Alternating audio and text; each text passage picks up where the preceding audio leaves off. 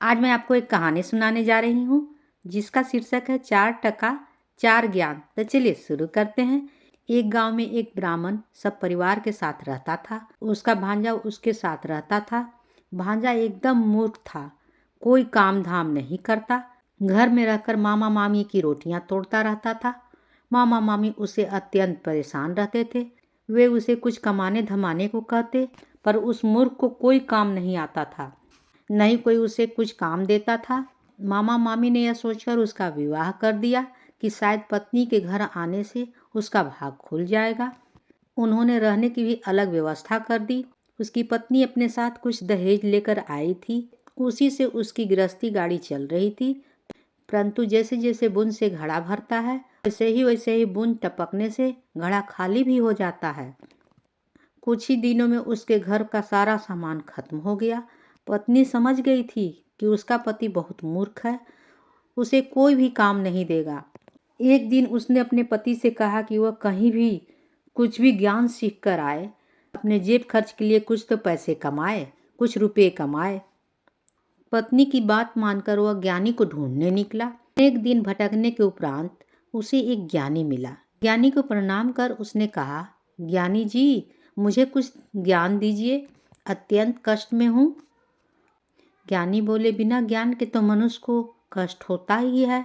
मैं तुम्हें ज्ञान जरूर दूंगा, पर मुफ्त में मैं किसी को भी ज्ञान नहीं देता हूँ। मूर्ख ने पूछा, आप ज्ञान देने का क्या लेंगे? ज्ञानी बोला, एक ज्ञान का 1 टका, मतलब 1 रुपया। मूर्ख के पास 4 टके बचे थे, वे उसने ज्ञानी को दे दिए।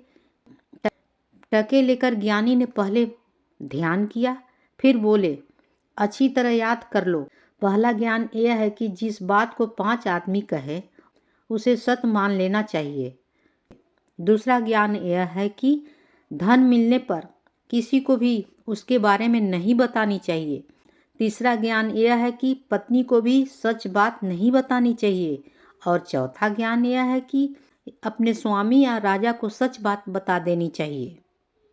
ज्ञान की चारों बातों को अच्छी तरह से याद कर वह मूर्ख ब्राह्मण अपने घर को लौटा। रास्ते में एक गांव में उसने देखा कि एक जगह भीड़ जुटी हुई है। उसे पता चला कि कोई भिखारी मर गया है, पर कोई उसे वहां उठाने के लिए तैयार नहीं था। तभी मूर्ख ब्राह्मण वहां पहुंचा। सभी ने उसे घेर लिया और कहा वह उस लाश को उठाकर फेंक आए। पहले तो उसने सोचा कि ब्राह्मण होकर वह ऐसा काम क्यों करेगा। फिर उसे ज्ञानी द्वारा दिए गए पहले ज्ञान याद आई कि 5 आदमी जो कहें उसे मान लेनी चाहिए। यहाँ तो 5 से भी अधिक थे। उसने लाश उठाई और गांव के बाहर एक वीरान जगह पर उठाकर फेंकने लगा। तभी उसने देखा कि भिखारी के फटे पुराने कपड़े से अनेक रुपये गिर रहे हैं।